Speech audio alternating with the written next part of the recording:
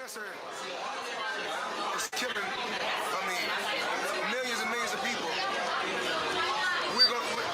Me and my team, along with Sam Watson and his team, we're going to stand together and fight this disease. I come this way before, traveled through the open door. Circumstances navigated the path, and like happened all so fast. No, they got no me. Sometimes you see, I know we couldn't make it. Even when I'm offbeat, I still land on my feet, and nothing can shake me. Cause I know my time. Never. This is where I am destined to be. I'm not ready to give up. Never. I believe in the miracle of life. Life's a play for no rehearsal. Learn quickly, they'll come for your role. Games can play, can't take it personal. Cause the devil is a liar. I'm telling you the truth. It's only what you do. Some things you gotta do. It's fight for millions. Take a second, see the blessing in it. With much expected, much is given. When I made the living, now I'm giving back to children. Never let the power come first before your happiness. Yes, you can be the best if you go the distance. Mix a little sweat with your persistence. You know that the best things are never instant. Just shine, let them see your brilliance. Get up, open up your eyes now. It's the moment of truth. No backing down. We're bringing it tonight. For the children, it's a given. You gotta give it, be a blessing.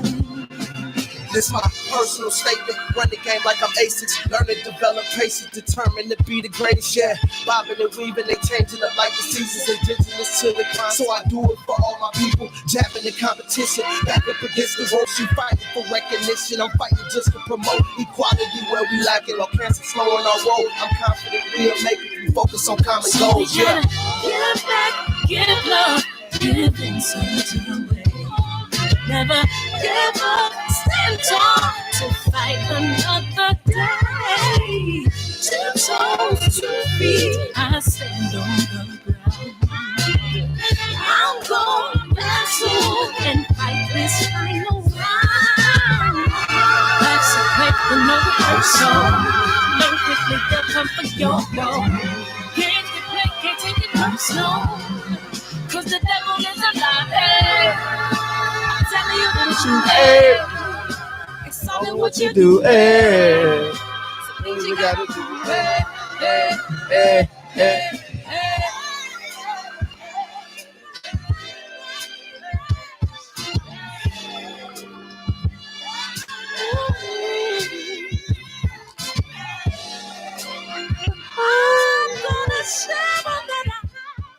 What's up, y'all? Barbershop Conversations. Triple OG ain't playing no games, but LB said I'm first.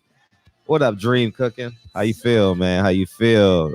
DB, James Harris, TB, DB, Sports 101, Dream Cooking, 9 Mastermind, Andrew Charles, Marquise Hogan, man. Welcome to the chat, man. Welcome. Hopefully you know how to play spades, motherfucker. You can check your emotions at the door. What up, Lonnie? What up? Corey, yo, man. What's up, man? Play that music. What's up? TB, Juan, too nice. TB, Jersey, everybody. We checking in, y'all. Macadon, what's up? Winston Baker, what's up, man? You got your boy in DM. You got your boy in Atlanta? He looks sharp. I tell you that much. That motherfucker looks sharp. Oh, man, he looks sharp. Hopefully he puts on a great performance, man. I ain't gonna lie to y'all. I'll be silently praying for Tank Dog. Like, I want him to be successful so bad. You know, I mean, I'm like, man, I pray it works out for the kid because, you know, we've seen a lot of stories about these meteors. He's definitely had a meteoric type of career early on in his career, man. And I genuinely want him to be successful. For real. So, how's everybody doing today, man? We got a good show today. We all, man, our our shows has been amazing anyway. You know what I mean? Shit. You know, we've had some we've had some epic shows. You know what I mean? Let me get let me get organized. Let me get organized.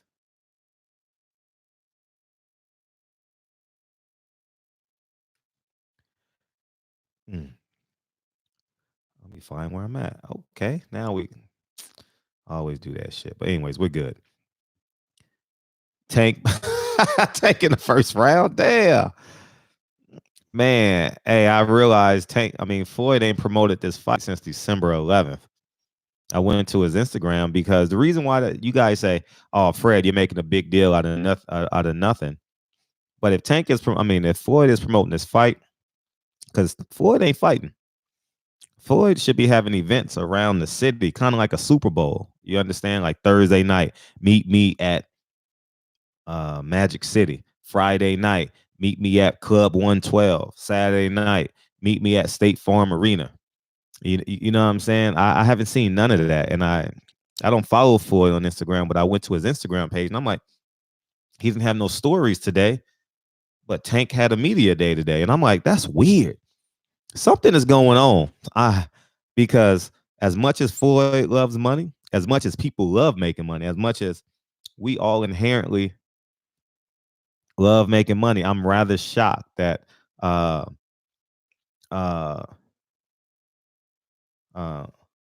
that he's not promoting them, because he has a lot of fighters on the card. You know what I mean? He has a lot of fighters on the card, and I think it's that important that Lionel, yeah. I think it's that important that okay, I'm ready now.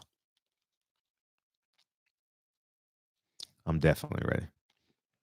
So I'm just sitting there like, no way. I don't get it at all. But I hope that everything is okay. Hold up on the calls just yet. I'll take this first call. Well, we got a call in 3 minutes. Oh, it hung up. So, but I'm interested in what y'all got to say. I'm definitely interested in what I'm definitely interested in what y'all have to say about this situation, and it's gonna be fun. This is gonna be fun. So we got Lionel Thompson. I'm gonna call him in a few minutes. He's fighting on the undercard. He's fighting against Uzataki. So it's gonna be interesting, man. I'm definitely excited to hear from him. You know what I mean? He's won his last 2 fights. You know what I mean? And he fought. You guys may remember him from fighting Sergey Kovalev. You know what I mean? I think he was undefeated. Oh, he had 1 loss when he fought, but it's gonna be interesting. He's fighting Jose Uzataki, who before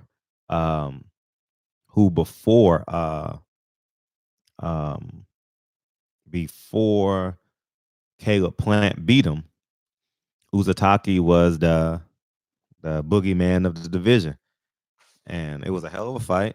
Caleb Plant is just on a whole nother level, and coincidentally, he and Caleb Plant have done many rounds, many rounds, and I'm gonna have Caleb Plant on the show too. Maybe at the top of next year, I'll me and Caleb plan to do a couple rounds here. You know what I mean? Caleb Plant's gonna be a hell of a trainer too one day if he decides to do that. You know what I mean? And since this is America and he got that sauce, he can be a hell of a promoter too. If y'all know what I'm saying. You know what I mean? So I think that is just gonna be hold off on the calls. I'm gonna call Lionel right now. Lonnie B. We're gonna call Lonnie B in a second, and we're gonna interview him. Y'all can ask him some questions, and we'll go from there. All right. It'll be fun. Y'all actually know who he is. It's gonna be fun. This is gonna be a fun show, man. Hey, this is our first fighter. I just realized it. He's making history with us tonight. Lonnie is our first fighter, man. He's gonna be our first fighter. Oh, that's pretty dope. Oh, I did a hell of a. Nah, I'm saying I did. Breadman did. Oh man, that motherfucker is Breadman. I spoke to Breadman today. Um, he did a hell of a job. I interviewed him today for an hour. I'm not sure when it's premiering.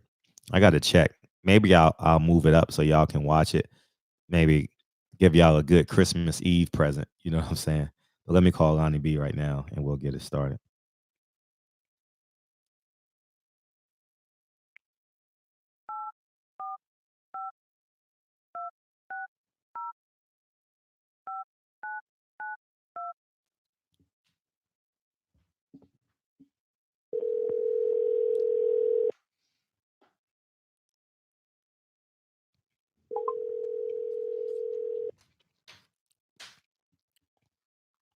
Hello. Lonnie, what's popping, man? What's going on? Hey, not much, man. We live. We live. Just want you to know that. Okay. Yeah. We What's up? live and in color, man. Let me set this too so we can. Man, you ready, man? Atlanta, man. You get there Wednesday? Yep, I get there Wednesday. Yep. Wednesday, man. You fighting Jose Uzataki, man. First of all, how you been, man? Yep. How you been, dog? Man, I've been good, man. I've been blessed, man. Just training hard, and you know, when I got the call for this, I was extremely excited because I've been training since my last fight. You know, so we focus on just making the weight the right way so we can be strong and all that good stuff. Now, you're fighting Jose Uzataki, man. Talk about Jose. Yep. Obviously, yeah. I really don't know much about him. I've seen him fight a few times. I really wasn't impressed. I'm really not impressed. That's just me. People say, oh, this is the fight. I mean, he's just a name. He's just a name. Hey, he's a decent fighter. He's not a bum. Decent fighter. He's just a name that they blew up. You know what I mean? Like, who did he beat besides Anthony Darrell? Before that, who did he beat? And he had 2 losses before that. And he fought my friend Caleb Plant and got destroyed. And got destroyed. And that was Caleb Plant first step up fight. Yeah. And Caleb destroyed him. Like, you know what I mean? I hope Caleb get ready for that fight. You know what I mean? So I'm just looking to pick up where Caleb left off. Don't blink. Don't be surprised if I put him down. You know, I respect him as a fighter. I respect him as a fighter. I thank God he took the fight. And I'm just looking to put on an A-class performance. Like, I'm just looking to go out there and show up and show out, you know? Have you conferred with Caleb Plant as it relates to Jose Uzataki? Yeah. We've been talking about him even before when Caleb was fighting. We were talking about him. So like, you know, he's really a one-trick pony. He fights the same way.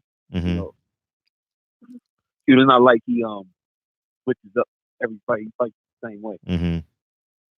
You know, yeah, he has trouble with boxing. Sure. How excited? People realize too. I'm coming from 175. I'm coming from 75 to 68. So you know what I mean. So people like as far as power, I'm not really worried about the power. I'm just getting hit by guys 200 pounds. Yeah, for those of you in the chat, we on the phone with Lonnie B, Lionel, aka Lionel Townsend. Do people call you by your real name or just call you Lonnie B all the time? Lonnie B. I know, because I call you Lonnie B. That's why I'm like, right.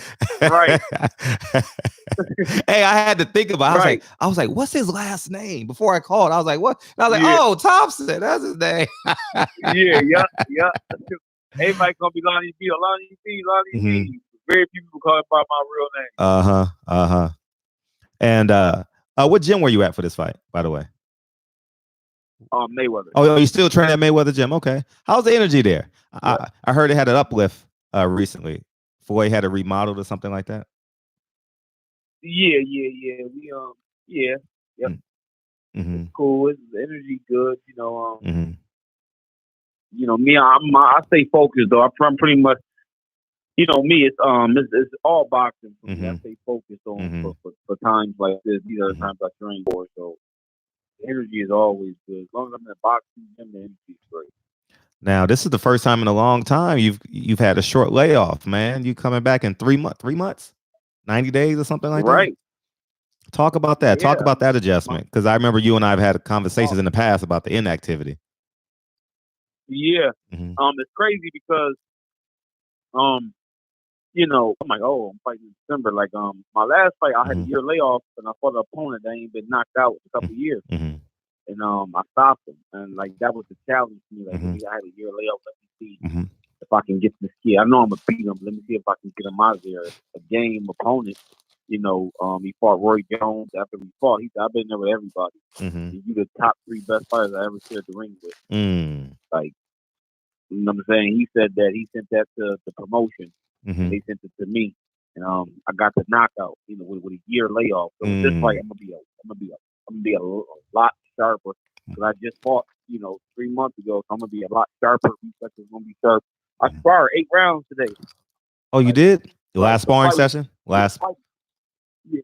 Yeah, the fight is 10 rounds. So when they got to the 8th round, I'm like, how many rounds? I'm like, you say like, no, that's 8. I'm like, that ain't 8. You ain't feel like running today. It was too cold up there. You didn't feel like running, huh? Right. I already know what that was. You like, man, I'd rather spar than go run these 6 miles. Yeah, like spar, man. That's how I get ready. Like spar, and all I do is spar, swim, and run. That's my thing. Like I'll bag and stuff. I do that stuff after I spar, but how I get ready for fights, I got to spar. What sparring partners have you had? Were you and Badu sparring partners since y'all on the same card, same date? No, actually, it's tough for me to get sparring up here. Guys don't want to box with me. Really? Like, guys really don't want to box. Yeah, it's hard for me to get work up here, man. Like my trainer said, he'd be like, guys don't want to box. We act no, everybody got an excuse why they don't want to box. And not saying, but you know, I like, you know, you know what I mean. So it's been like tough getting sparring for this fight, but I'm not gonna let that. You know, I'm just staying positive. Everything is positive. Keeping positive thoughts. I'm not gonna let that get in my head. I just believe when I get in the ring, I believe God is with me. You know what I mean? So I'm just gonna go out there and do what I do. You know. Now you went. Now you went from 75 to 68. How's that transformation, man? Because typically people go up in weight. You went down in weight. Talk about that. As they get older, and man, it's tough. It's tough. But I got nutritionist, and the way he got me making the weight is like perfect. Like you know, like he told me, listen, let me worry about making the weight. You worry about your game plan. Get your game plan. I worry about making the weight. So like it feels really good. I ain't got to worry about that. But he got me drinking a ton of water. Like I drank in the last 2 days. I drank 4 gallons of water. Last 2 days. So he like, go up on water. You know what I mean? We're gonna make weight. You gonna make weight. You're gonna be strong. I got my rehydration plan together, so I can be nice and strong and have energy for the fight to let my hands go. And you know, I'm excited. I'm excited to be on the car. I'm a part of the biggest event of 2020. But one of the biggest events 2019. You already looking forward to 2020, man. You already calling out Caleb Plant or what? Whoever, like you know, Caleb, my boy. Like, I know that's why I was making the joke. That's why I was making the joke. But he already said, like, yo, if it comes out, we gotta fight. It's business. Absolutely. Like any after I win this fight, any other champion I want to give me a shot at the title, I'm with it. I don't care who it is. I just believe at 68. Like you gotta realize at 75. Look what I did at 75. Arguably, out of my 5 losses, people who know I really only been beat arguably twice. Like the Errol Rodriguez fight could have went either way. The Eklas fight could have went either way. I lost to Kovalev. Everybody lost to Kovalev, but other 3 clearly robbery. These are against big guys that's good. Like these are against big guys that's good. Like if you look at the guys, the guys I knocked out, guys that I stopped, like quality opponents, not no bums, quality guys. Bigger guys walking around 200 pounds, getting down to 75, rehydrating back to 200. Sure. And I'm stopping them. So I think 68 is going to be perfect. Okay, I'm excited to see you fight at 68. I'm excited for sure. Definitely excited. Now, how did you and Travell link up. It's kind of a cool story. I think the boxing fans be very interested in that happened, man, because he was like, man, Lonnie about to do it, man. You got to call him Frank, man. He's like, yeah, ace in the whole #1 fan, big bro, little brother, uncle, auntie, brother. You know, I mean, all rolled into one, man. No, Go ahead. no, that's a fact. Like Seville was like family. Seville was family. Like I was supposed to fight Sakio Bika, but he didn't get approved for the fight. I remember that. So I was there. Ever since then, yeah, like me and him just clicked. Like we clicked at the fight. I started chopped up with him. He's like, yo, I'm from Buffalo. I'm like, oh, word. And then we just clicked. And then he looked me up and was like, yo. And we was just cool from there. And he knows the stumbling blocks I had in my career, like the unfair stuff that happened to me in my career. He's like, yo, I want to help. I want whatever I can do to help. And you know what I mean? Terrell was trooper, man. Every time he a trooper, man. Every time I got fight on, he doing everything in his power to get my name like out there to get me a fair shot. You know what I mean? And he's from Buffalo too. Like the Buffalo takeover, like you know what I mean. It's still good to see a black man, you know, support another black man. You know, man, don't ever say that again. The Buffalo takeover, that shit makes no sense. A Buffalo takeover, it's like y'all got a population of 13 up there. No. When we say the Buffalo takeover, we mean you got Benny, you got Griselda, you got me. Like you got the Buffalo Bills, they doing their thing. Y'all have 4 chances though. Y'all have 4 chances, man. Well, guess what? Hopefully we get another one. Hey, what's the saying? Fall down 7 times, get up 8. Get up 8. Yeah. All right, Lonnie B, aka Cardi B. That's one of her songs, man. For those of you who don't know, we on the phone with Lonnie B, aka his real name is Lydell Thompson, but he go by Lonnie B. Now, are you still signed to Mayweather Promotions, or how was that working? Yeah, I'm still signed to. Beautiful, man. Oh man, they got me this fight. Like you know, straight to I seen Floyd. I just talked to Floyd. Like, Floyd, give me a big fight, man. And I was at the club, and then a week later, I got the call. Yeah. So how the saying go? Be careful what you ask for. You just might get it. Yeah, you just might get it. And you actually got it. Yeah. So I'm just looking out there, and you know, like this win is going to change my life. Like, you know, and I'm just looking to be the first one to win the world title from Buffalo. Why'd you say change your life? I mean, just because I finally get like, first the moving down in weight actually changed my life, because I was never got the opportunity at 75. But moving down in weight, that was life changing. And then once I win this fight, it's like the bag is different now. Now the bag is different now. Like now I can actually do something and be able to, you know, get something up the sport, buy a house, you know, save some money for the future, and all that good stuff. Why we all work, and why we get into entertainment business to provide a better life for us. So now after this win, I'll be able to do that. Why'd you get into boxing? I got a pretty good. Go ahead, but why boxing? You know, Buffalo, man, and Buffalo. Growing up, we fight. That's what we do. And I was always obsessed with like karate movies when I was a kid, and I always pictured myself like, man, I could be Bruce Lee, man. Like, you know what I mean? I always pictured myself. You know, so I was always obsessed with fighting. And when first time I put on a pair of gloves, I'm just like, man, like, I can do this. I can really do this. Like I can do this. Like, I just fell in love with it. I was playing football, but I didn't like football. I'm like, this don't belong. First time I put a pair of boxing gloves, I'm like, this is it. Wow. This is it right here. And when did you make your way to Vegas? 4 years ago. 4 years ago.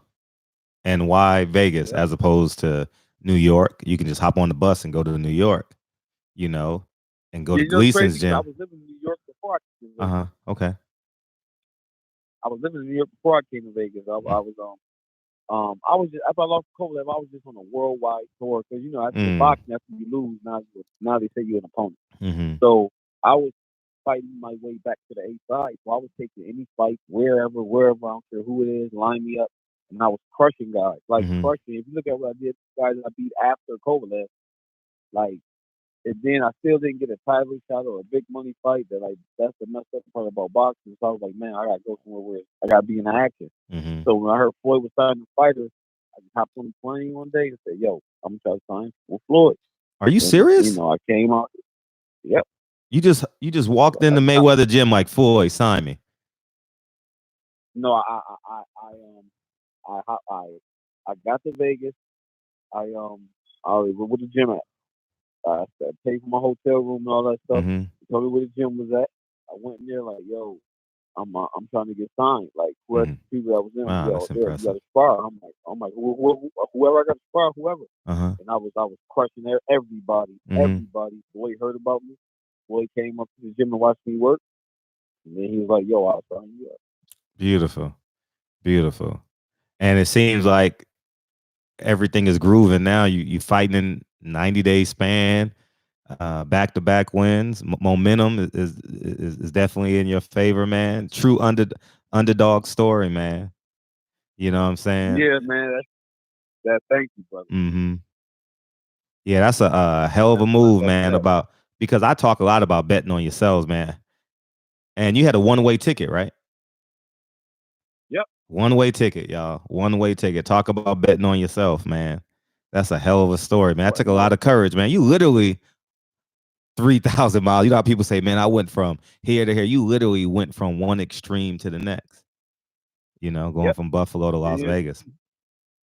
And you know what's crazy? Let me take you back. Mm-hmm. I moved after I lost Kovalev. I moved to Miami. I moved to Miami. Lived in Miami for a couple months, training out there, crushing everybody. Just trying to get my name out there, like going to all the biggest gyms. Like, yo, who in Miami? Yo, who in spar?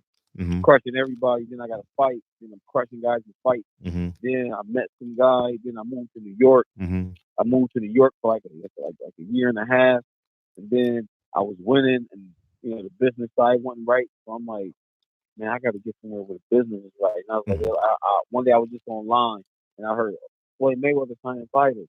Wow. I was reading it online. I said, word. Made my arrangements. Jumped on the flight like a couple weeks later. Found out where the gym was at. I was up here for a whole summer, crushing guys. Floyd heard about me, came to see me work, and he didn't sign me after he beat Pacquiao. They flew me back up here and he signed me. Sure. Now, moving forward, we got a lot of. I had ran out of money, so I had to go back to Buffalo for a minute. Damn, that's a hell of a story. As long as he saw me, I was good. But after he beat Pacquiao, I'm at home chilling. I'm at home broke. I'm looking for a job. Like I thought Floyd forgot about me, and then with the phone ring at 7:02, I'm like, "What's this?" It was Bobby Jack. He was getting ready to fight George Gold. So, yo, I need you to spar, and we flying you out. So I'm like, word. So they flew me out. Get your weight down. So 2 weeks later, they flew me out. I've never been back to Buffalo since. Really? So you and Badu Jack got kindred spirits, kind of, so to speak. You know what I mean? Like that's your boy. Yeah, like Badu family. And keep it a buck. Badu Jack is great too because he was flatlined. I say that respectfully, but how he was knocked out and come back and be a world champion and make all this money and start a foundation over in Africa and still giving back in the community. I mean, it's an amazing story, man. Yeah. That's right. Like everybody got their own path to success. Like, you know what I mean? Like I tell people when you chase a dream, like I live to motivate people. I live to inspire people. I don't live to be like, look at me. I'm the person to be like, yo, if I did it, you could do it. Like, you know what I mean? Like people understand, like, when you chasing dreams, you're gonna be scared, you're gonna be nervous, you're gonna doubt sometimes, you're gonna say, man, not really do this. Like, see, people see the glory. They don't see the story though. Like, you know what I mean, they like that. It's a part of you winning, you winning the belt, and you got all this money, but they don't see the story. The night you stayed up crying, the night you like, man, what if this don't work? What if this happen? What if that? And you step out on faith, so you know what, man, when it's all said and done, I'm gonna give them all, and it's gonna be what it's gonna be. If you look at most people's stories that's successful, they were scared, like, man, can I do this? Everybody doubt, everybody wonder, everybody got those emotions, but at the end of the day, faith always wins. Faith always. I just go. I keep going. Faith always wins. You know what I mean? Yeah, we talk about that a lot on this channel about betting on yourself and personal accountability and shit. You know what I mean? And you're the true essence of that. Mm-hmm. Yeah, that's a fact. Like that's a fact, and it's like hard. And I got here fighting. See, a lot of people. I'm not saying other guys haven't, but I got here fighting. Like I'm talking about, I got here suffering and fighting, fighting, and sacrifice. That's how I got here. And then ain't no exaggeration. Suffering, fighting, and sacrifice. Like people think you think I want to go home and see my family. I ain't seen my family in what, a year. Like you feel like, but sacrifice. Like you know what I mean? Like a lot of things you sacrifice. A lot of things you sacrifice to be successful. Like a lot of people like for a crown in life, but they can't say sacrifice something that they suffered to get to what they asking for. Anything in life that you want, that's gonna be worth it. It's gonna be hard. It's gonna be scary. And it's gonna be painful. It's gonna be pain, huh? Wow. It's gonna be pain. You're gonna have to bleed, but that's okay. Because the ending, the ending. How it goes? My favorite song is "I Can See Clearly Now the Rain Is Gone." That's my favorite song. I can see all obstacles in my way. Going the dark clouds that had me blind. But then he said it's going to be bright. Bright. You know how many nights I listen to that song? Yeah. Huh. I can imagine. You know that song. Go ahead. I'm sorry. No, shit. No, you talk. Please continue. Yeah, like that song that got me through so many hard. Like, man, all right, it's a dark cloud now, but it's gonna be bright, man. When I'm out there running that night, I'm like, they can't beat you. I don't care what they said. I don't care who watches. I don't care. Like, people be thinking I'm crazy. I talk to myself a lot.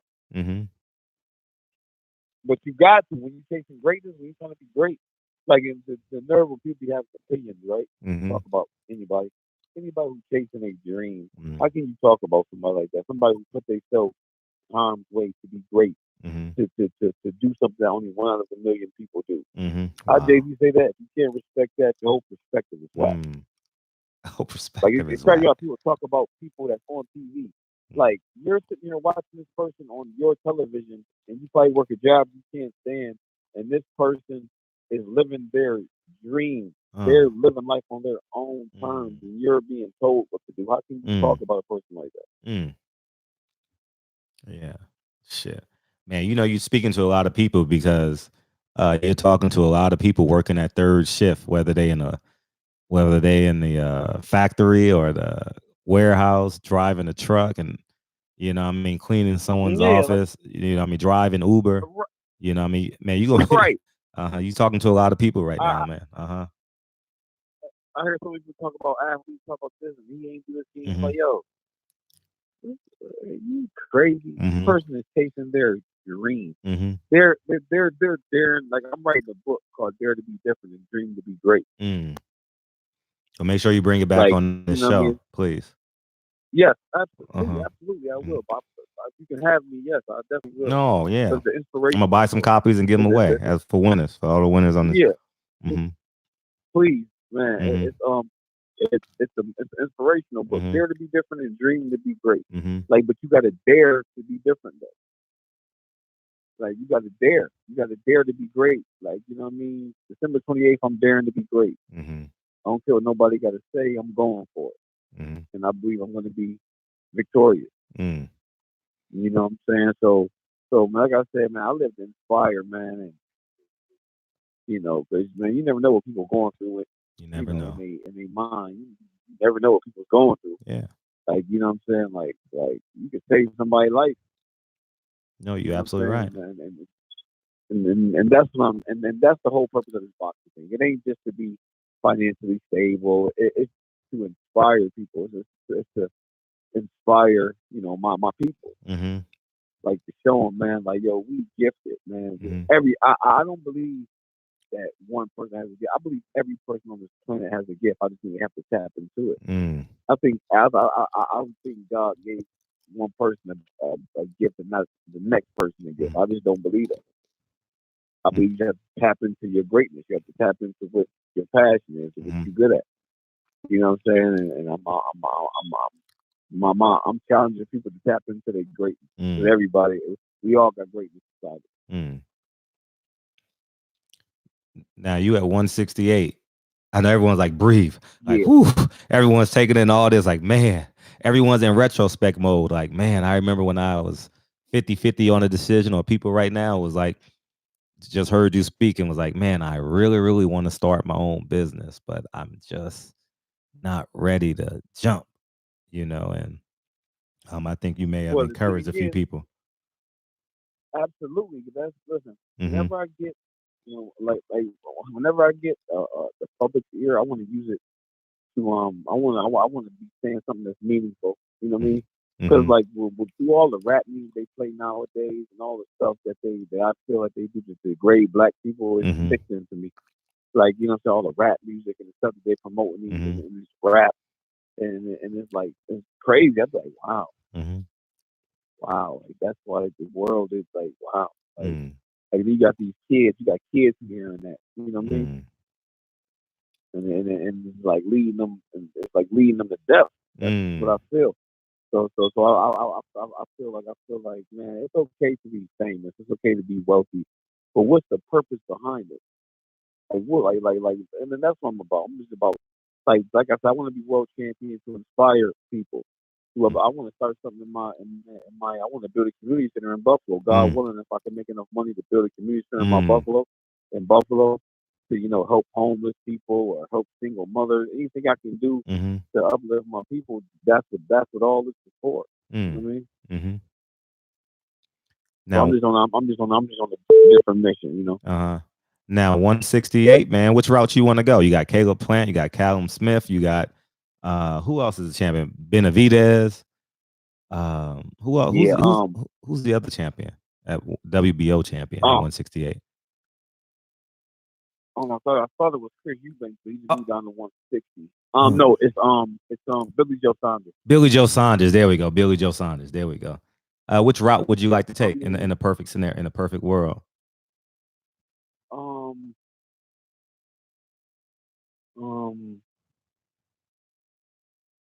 I'll probably go Billy Joe. You must have saw his last fight. He was pretty flat. He was pretty flat his last fight out here in LA. Yeah, like I would love I ain't gonna front. Caleb Plant would be a tough. I spar with him all the time. We think too much alike in the ring, so that would be like a boring fight because we think too much alike. We do a lot of the same tricks. You know what I mean? David Benavidez, I sparred with him before. I would. If not Big Joe Sanders, David Benavidez. Like I said, whoever, man. I just like I said, I'm whoever. You just want that opportunity. They can beat me. If they beat me, they're gonna have to show me. I don't think they can, but they're gonna have to show me. You know what I mean? And, whoever, man. 2020, I'll be super middleweight champion of the world. I don't know which belt, but I know I have one. Well, you just got a few thousand fans, man, because you speaking to a lot of people's spirit, man. I ain't lying. About 5, 7, 10,000 people gonna watch this video, man. You go, you just literally go. You speak, yeah, for sure. That's what it's about, though, man. That's what it's about, uplifting people, like what I mean, like encouraging people, like I feel like in life, a lot of people let their fears stop them from being great, like what I mean, and I just didn't want to be one of the people. I didn't want to be one of the people like, man, what if I would have just jumped? What if I would have just jumped? Like, what I mean? I'm like, I'm jumping. It's gonna be what's gonna be, but can't say I ain't tried. Yeah, to bring this back full circle, you're fighting this Saturday on Tank Davis undercard. Now, are you on the cable portion or the free portion of the undercard? I'm not sure. I believe I'm on the cable portion. I'm the first opening. Oh, you're the opening bout. So all three Mayweather. Oh, okay, beautiful. Okay, you're the first bout. So he's the first bout on Tank's undercard against Jose Uzataki.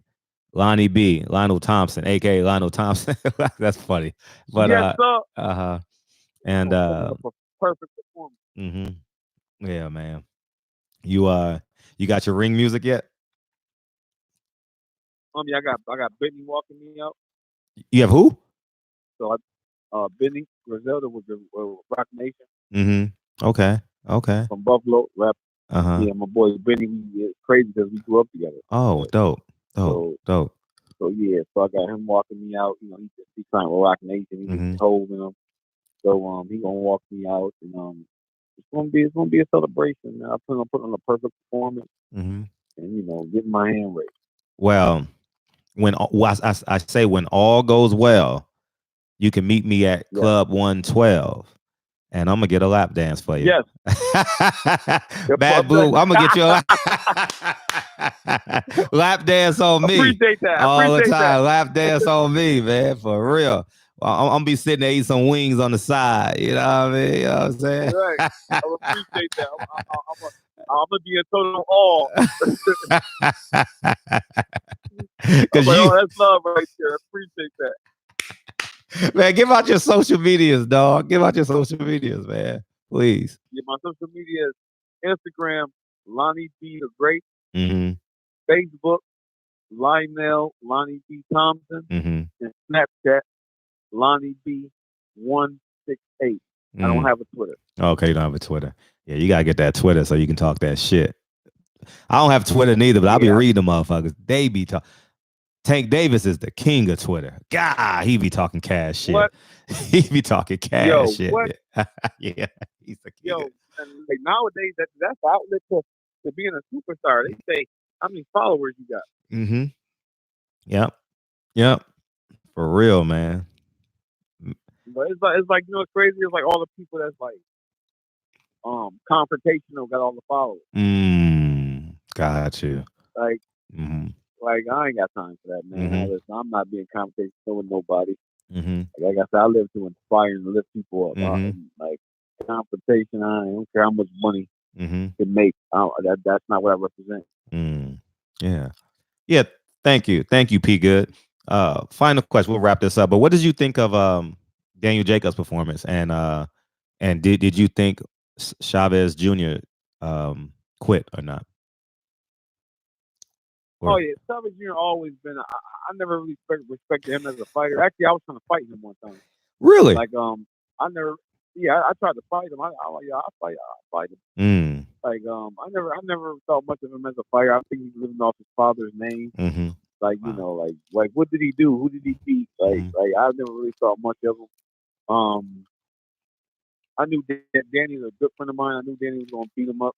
Like you know, to come in 4 pounds overweight is extremely unprofessional, and not try to even make the weight.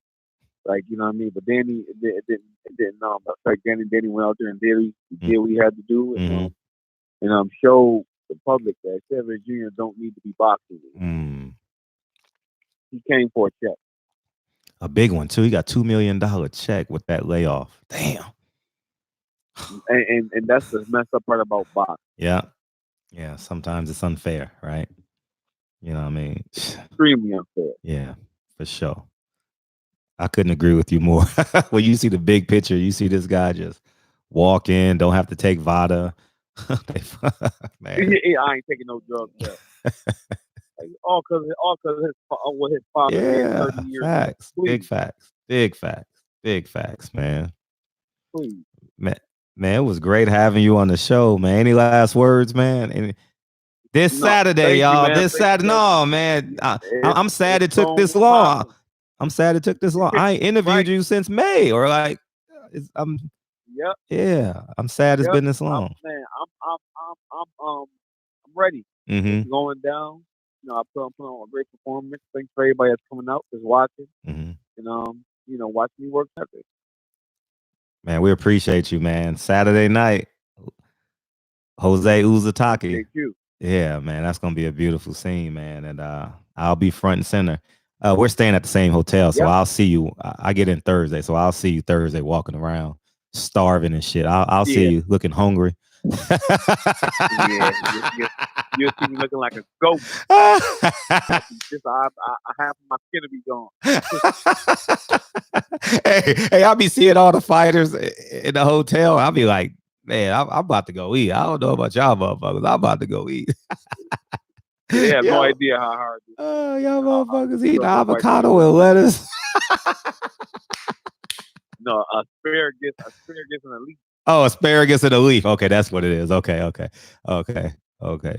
man. We appreciate you, man. You got people hyped now, man. You got people hyped, man. Bet on yourself. Lonnie B said, bet on yourself. Yes, sir. Man, appreciate you, dog, man. Thank you, dog, for giving us your time, man. I appreciate you, God. All the time, man. I appreciate you, God. Thank you. I'll see you Saturday night. See you Saturday night. No, I'm gonna see you Thursday when I land. I'm gonna touch down. I'll see you at the hotel walking around. I said I'm gonna see you hungry, walking around hungry and shit. That's a fact. All right, peace, man. All right, one. I'm, sometimes you forget that you know all these people in boxing. You need reminders, man. Thank you, Travell, man. I genuinely appreciate you, man. Lonnie B inspired the shit out of me, man. You know what I mean? That shit was strong. Bet on yourself, man. Whew. Damn. Hold on 1 second. Let me cut this light on. I forgot to cut my LED on. Hold on. I was too excited. Hold on.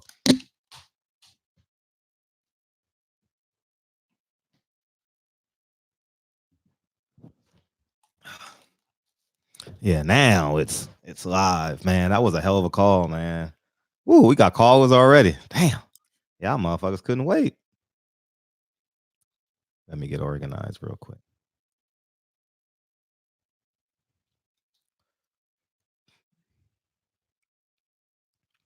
Okay, the next call should go through.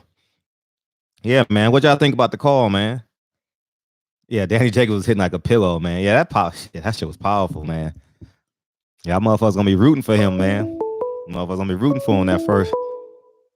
Here we go. Where we at? I got a show today. It's all I'm trying to do. Hustle and motivate. Hey, what's poppin', man?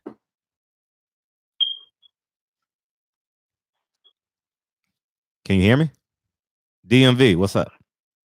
Oh, okay. How you doing, man? Hey, that was a good interview. Yeah, it was awesome, man. It was inspiring. Very inspiring. Yeah, very positive brother. I went to look him up because he was talking to him, but I really called you for a real reason. Mm-hmm. No sarcasm, anything this time. What happened with you and Kenny Porter, man? There's 1,000 videos out there, but none of them with you explaining what happened. I already explained it. I explained it. I didn't see it. I must have missed it. You got to go find it. You got to go find it. You got to go do your homework. Where exactly am I gonna find it? Is it on Boxing Barbershop? Of course it's on my YouTube channel. Where else would it be? Okay, well, since I took the time to call in, why don't you just give me the bullet points, man? I don't feel like it. Yeah, I don't feel like it, but all right. Well, tell me how many days ago was it, and I'd go check it out. You would know, right? Oh, I didn't mean to hang up on you. Shit, I didn't mean to hang up on you. Damn, my bad. Shit. Oh, my bad. So, call it back, nigga. You answered the call. Go look for it. All right. So now, you know what I mean? You don't know who's COINTELPRO, who is and who ain't, right? Anyways, I talked about it. What up, 312? Right. Anyways, I talked about it. What up, 312? Right. Oh, blessings to you, King. Hey, how you feel? Oh, blessings to you, King. Turn your the background singer. Man. The background singer. The background singer is yeah. I just turned it off. That was the show. Hey, what's and up? I apologize for the brother who called me earlier, man. As they say, when you entertain clowns, you become part of the circus. Hey, you're right. You become part of the circus. All I ask is that you don't put on the red shoes at the and the bow tie to join them. Mm-hmm. Well, I call in because I'm an avid fan of yours, friend. I love what you're doing, and I wanted to say that. Yet when I listened to yesterday's call, I was just so mad that I didn't able to get through because listening to what you guys were talking about, one of the brothers hit on something interesting when he said, man, what you should do is start freelancing and start being a consultant for a lot of these boxers out there. And so that way you can be in charge of their marketing or be in charge of the media or whatever avenue you can be able to figure something out in. So I think that's something you truly should look into. Fred. And I say that because what you're doing, I don't think you realize it yet, but in due time, it'll start to materialize and it'll start to make sense to you. But you're doing something that's revolutionary, and not just due to the fact that you're being pro-Black, but the fact that what you're doing, you're streamlining the process, because it used to be from traditional platforms where you had to go to those media days to be able to get access to the boxers. Was what you're doing now is saying, look, here you guys go, here are your credentials. I'll be able to bypass you guys and be able to get and speak to them myself. Yep. Which is just truly right now to them like mind-boggling, because it's like, what the hell? What he's doing right now is unheard of. Because we need you to follow this traditional way of doing things, so that way you can get access to them. And what you're now doing is saying, nah, I'm gonna go ahead and figure out a different way to revolutionize the way in which people have access to these boxers. No, you're right. You know, and I'm glad you said I didn't know where it would go, but I knew when I was I've been having problems for credentials for a year, like fighting these motherfuckers. Like I don't want to say their name, because every time I start talking about who, what, where, YouTube just start messing up on me. So we just gonna leave it at that, right? But I've been fighting them like nose to nose, like not budging. Like, no, it ain't going down like that. You know what I mean? It's not going down like that. You can do whatever you want to do. Fred ain't budging. And I never budge. But the one thing I always did, I always respected the fighters. I fought tooth and nail with people who were in charge and people who said yes and people who said no. I never once like took for granted the fighter's story. I never once said, oh, you only 3-0? I ain't fucking interviewing with you. No, everyone is welcome. I'll interview anybody. You understand? Look, I made the Wilder hater famous. You know what I mean? He's just a fan. You know what I'm saying? So I don't give a damn. You know what I mean? I don't give a damn who or what it is. You know what I mean? I valued them in the sport of boxing, and now that's carrying me now. Coincidentally, that wasn't the plan, but now that's carrying me. You know what I mean? And I'm thankful that I have y'all to support. You know what I mean? And now we literally can't be stopped. Like, there's no way you can stop me now. There's no way. What? I can't buy a ticket to the fight? I can't pay for my own hotel room? There's no way they can stop. Yeah. Like the movie you always quote, The Spook Who Sat by the Door. Yep. Unfortunately, it's like you became that agent where it's like we brought him in, we taught him the ins and outs of the operation. Now he's doing world going up. Yep. Big fan. But I love what you're doing, King. And you talking, I just thought about something else. Yeah, man. Please. What you're doing in regards to with these entertainers and sitting there talking about it. I mean, I understand. I'm not going to say his name. But with some of them who may be dissatisfied with your approach, it's cool as long as you get to where I want you to go. Yeah. Because unfortunately, the sport of boxing, just like it pains me, just like in other sports or other forms of entertainment, it pains me to see movies come out about our celebrities where on the outside looking in, we think they have a time in their lives, but behind the scenes, you know, they barely have a pot to piss and no window to throw it out of. Sure. And you're like, damn, I didn't know that they were financially getting screwed over like that, whether it be the Cadillac Records movie, whether it be the 5 Heartbeats. Sure. And what you're not advocating is no. Look, I know what exiting, I know what this boxing promoter's contracts look like. And if you win a belt, your contract's going to get extended out. Or when you sit there and say something along the lines of, you know, how would you feel knowing that to the end of time now you are signed a lifetime contract with an individual? Something about that has to happen. And I'm thinking to myself, now I love the fact that you are literally on the front line sitting there talking about the indiscrepancies of, look, it's unfair media treatment that they're receiving. Why Shakur Stevenson, why is his mug shot on his box ring? No. Something has to happen about that. Yep. You know what? For this contract, something has to happen about that. And for the brothers that called in, I wish him nothing but the best. Unfortunately, and I'm on the outside looking at it, I don't know his business. Something just stood out to me when I'm thinking to myself, how the hell is it possible that Shakur Stevenson, when he was fighting at the Olympics, for Floyd Mayweather to come out there and tout and say he's the next, he's the best, and he didn't sign with him, I scratch my head. Mm-hmm. Devin Haney, when you got Floyd Mayweather senior training, Devin. So it's not like you don't have access, you're not aware of Floyd. Mm-hmm. I mean, these individuals literally have close relationships, even Mikey Garcia. Mm-hmm. So I'm like, man, something's up with the Mayweather contract, mm-hmm. because why is nobody not signing with Floyd of great stature? It's like he's getting unknowns, so to speak, and he's building them up. Mm-hmm. So I'm assuming for the brother Shakur to sign, I'm assuming that Shakur, and if you got Ward, you got Jay Prince, that there was some type of intellect behind it. But then again, I don't know. But I like the fact, and I'm in the call of this, I like the fact, when you're speaking that about what needs to be spoken at about, mm-hmm. Black people getting a fair shake in mm-hmm. the entertainment industry. Yeah. Blessing to you, King. Continue to do what you do. I appreciate you, dog. All right, blessings. All right, all the time, King. Yep. Man, I'm convinced. Kennedy starts school full time next September.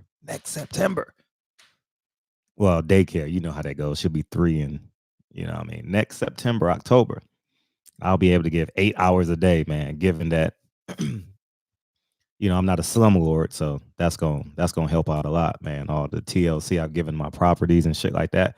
I'll be able to be mega full time in this shit, man.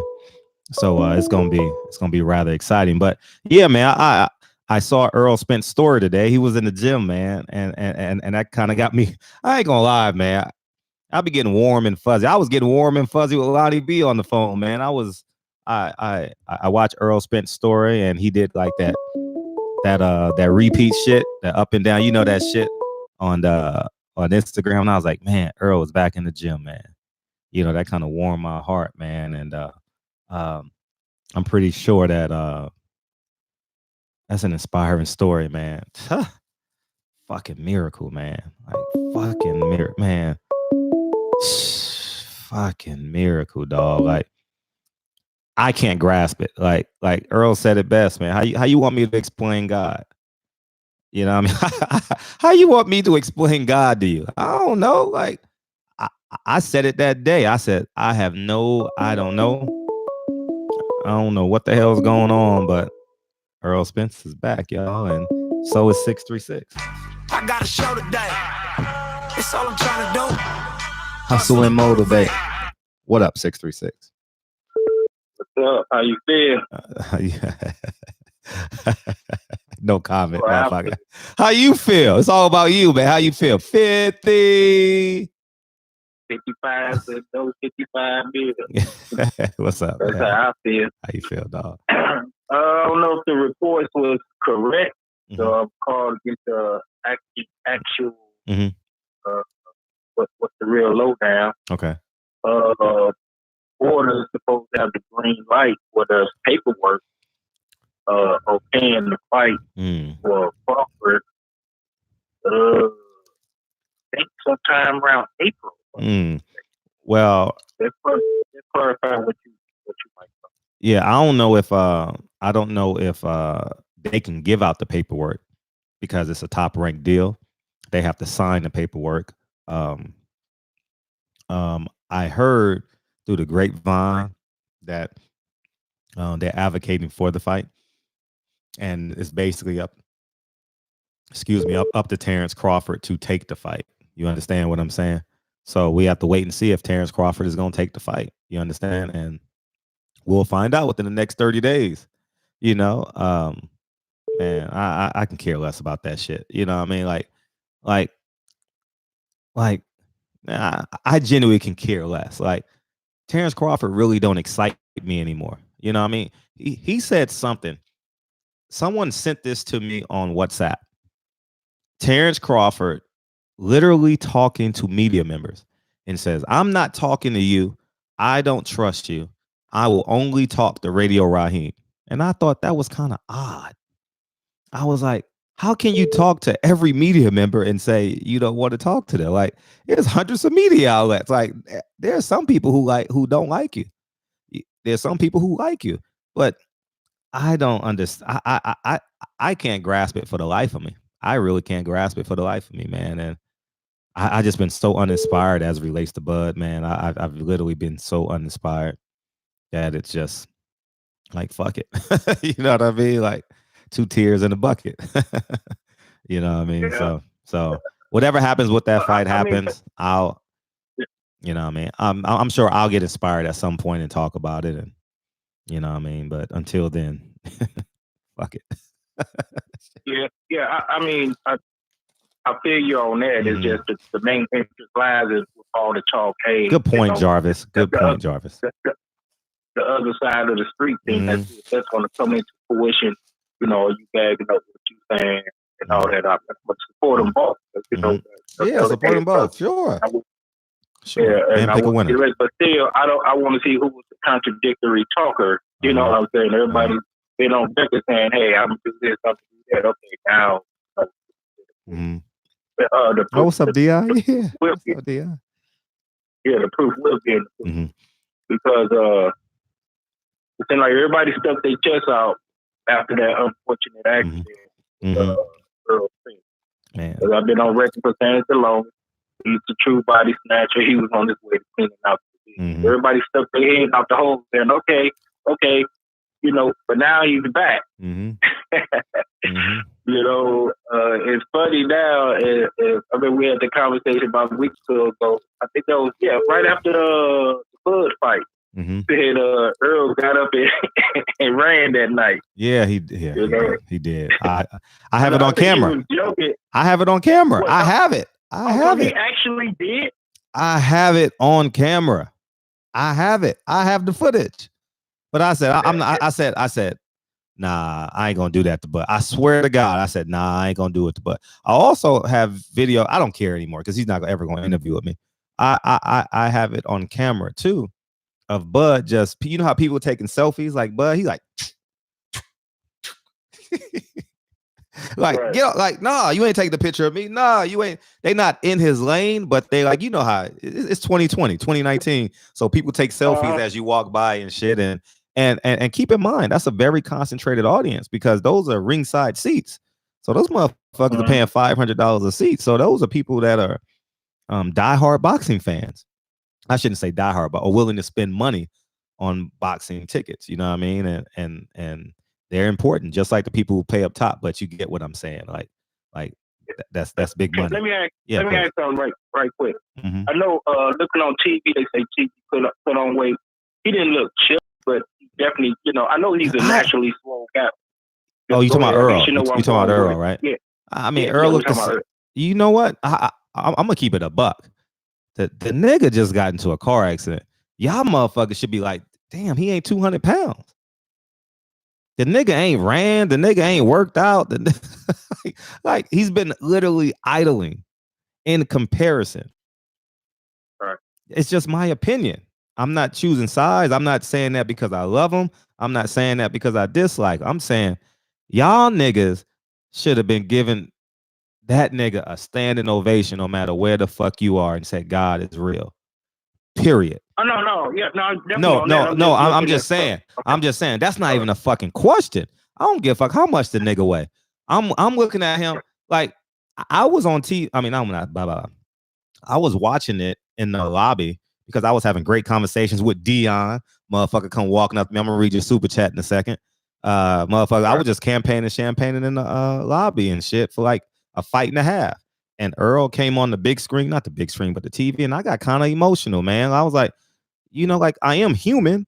You know, there's a like, don't forget we're spiritual beings moonlighting as human beings. So like seeing him shake hands, because the scene I saw was him in the back shaking hands with some other guy, and I was like, seeing him that made me feel good, you know, because I really haven't seen him. You know, I've seen him on his friend's stories or one time or two times. Outside of that, no, I haven't seen him. But it made me feel good. Like I was like it really did. You know what I mean? And y'all know I wear my heart on my sleeve, so it made me think that God is fucking real. You know what I mean? I'm not questioning what God you believe in, but that nigga walked away from that shit. Right. Mm-hmm. It just beyond. No, that's definitely above all that he he's alive. So that's always above all. I was just wondering if you saw him up personal, what I'm encapsulated. How much smaller did he look? He looked normal to me. Like, well, I was like 100 feet away from him. I was in the 100 section at the top of the 100 section on the same side as Errol. So when I'm looking at the ring, I'm looking over Earl's head. So I could see him because he was sitting behind Andre, in front of Andre Berto. So I'm literally like they're in my peripheral as I'm watching the fight. And he's good. I'm gonna tell you how when Floyd went to jail, I was writing newspapers back then. Y'all remember that? Oh, y'all didn't read my articles then, but I didn't say Floyd went to jail. You know what I said? Who's fighting? I wonder who's fighting Floyd in September. That was the title of my article. I refused to let them have Floyd bend over publicly. I said, who's Floyd's next? Floyd will be back in September. I made it a fighting title. Even though what he did 29, 28 days or some shit like that. I did not say Floyd is going to jail. I didn't say that in my article. You know what I mean? And that's the truth. So that's my mindset. That's my mindset. Well, then you post up some of him. That's actual footage of him currently in the gym training now in the ring. Who? Errol Spence. I'm sure he'll do it in time. He can't wait. He probably can't wait. Who? It was a picture on your. Oh, that was old. That was old. Oh, that's what. Yeah, that's old. Confused. I ain't know. That's old. I pulled that from. Google. So now you understand what I'm saying, because when I saw him on TV, he looked a bit. I got you. I got you. Yeah. I got you. I mean, like, once again, I get your point. Yeah, for what he done went through on up to this point, yeah, he could be 300 pounds. You know what I'm saying? Right. But he's saying he's making a comeback by the summertime, and probably should, he's a professional. So he's going to do what he got to do, and I just hope I don't doubt his physics and his ring knowledge. I just hope that the emotion and the mentality and psychology of it all, he's able to evade that. He's really established on those. I trust the rest. I don't. Yeah. Go ahead. I trust Earl's dad too, because I'll tell you a story about Earl's dad. I've never interviewed Earl's dad ever in my life. I was pretty intimidated by Earl's dad. Be honest with you. And remember when I went to go interview Eddie Hearn, I called Errol and I said, Errol, I'm coming to your gym. I'm coming to Texas to cover Eddie Hearn. Can I come and cover you? He said, sure. Derek's going to text you the address. That's where we're training at tomorrow. So I go there and I just cut my camera on because I feel comfortable around Errol. And then his dad said, I didn't give you permission to record me. I said, oh. So I said that to say this. His father ain't letting this nigga get back in the ring if he ain't right. If he could tell me to my face, like, you know what I mean? Like, nigga, cut the camera off. Like, okay. Like, I trust Earl's dad, and he's named after his dad and he's going to protect that seed. So I don't give a fuck what nobody say. If Earl's dad say he can fight, he can fight. And he and Fanon have a great relationship. So I'll lean on Fanon to get that information. And if they say it's okay, it's okay. Who are we? But looking on the optimistic side of it, it's just the pessimism of me. Like you said, you something like that. Who is he? I've been in car accidents. I've been shot, stabbed. So, it's a lot that comes with that you got to unpack. But another thing. Nigga, hurry up. Nigga, get off the fucking phone. Okay. I will. It makes him a savage. He could come back that true savage. So let me get off your phone. I just want to get on the positive side of it. But I'll let you address all that. All right, man. Appreciate you, Asia. Appreciate you, dog. All right, peace. Dion Brown, I'm glad you made it home safe, dog. Had to run up on Fred and talk Bud and Spence. LL, good catching up with you at the fight, bro. Oh, man, what are you talking at the fight? At every fight, D. I see you at every fight. Every fight. I run into your ass every fight, man. Appreciate you, dog. We playing this shit all night. I got a show today. That's all I'm trying to do. Hustle and motivate. Hey, what's up? How you feel? What's up with my guys, man? Hey, what's poppin'? Hey, I got in late, man, because I just got off work. Who did you interview? Lionel Thompson. Lonnie B. Okay.